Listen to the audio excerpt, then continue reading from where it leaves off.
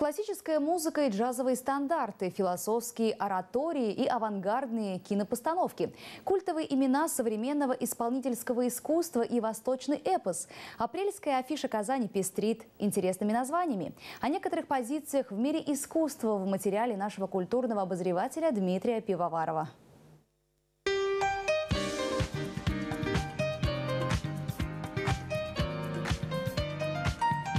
«Война и мир. Место под солнцем» и осознание себя в современном обществе, обращение к истокам прошлого и постижение новых экспериментов в искусстве. Все заряжено в силу собственных возможностей. В апреле в смене пройдут концерты молодых казанских композиторов и выпускников консерватории, участников многочисленных российских и международных конкурсов, сочиняющих современную академическую музыку.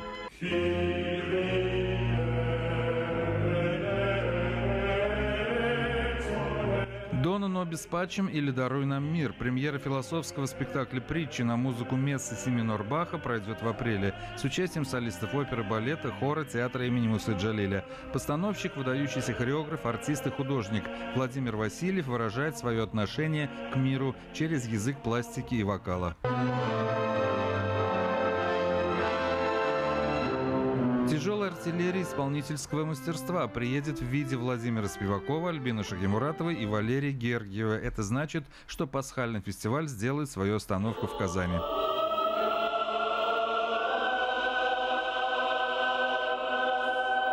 Татарский тюз имени Кореева покажет премьеру. Это Айрыз Батыр. В основе тюркский эпос, знаменитый памятник литературы, основанный на мифах и легендах и фольклоре. «Песнь весне победы» – так называется проект Государственного камерного хора Татарстана имени Илюши Миндаровой в преддверии Дня Победы. Песни военных лет никогда не устареют.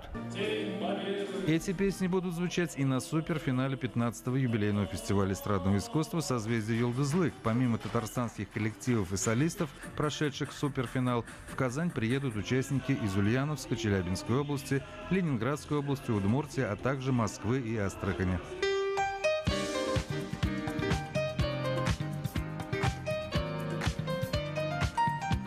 5-й международный фестиваль «Рахлинский сезон», организованный Государственным симфоническим оркестром Татарстана и маэстро Александром Сладковским, соберет участников из Италии, Армении, Франции, России и Бразилии.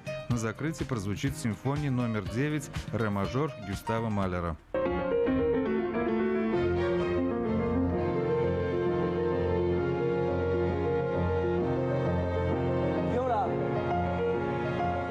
В апреле в Казани откроется творческая лаборатория «Угол». Это трансформирующаяся театральная площадка, которая станет пространством для постановок всех основных форм современного театра: вербатим, документальный театр, сайт-специфик, сторителлинг или бэби-театр.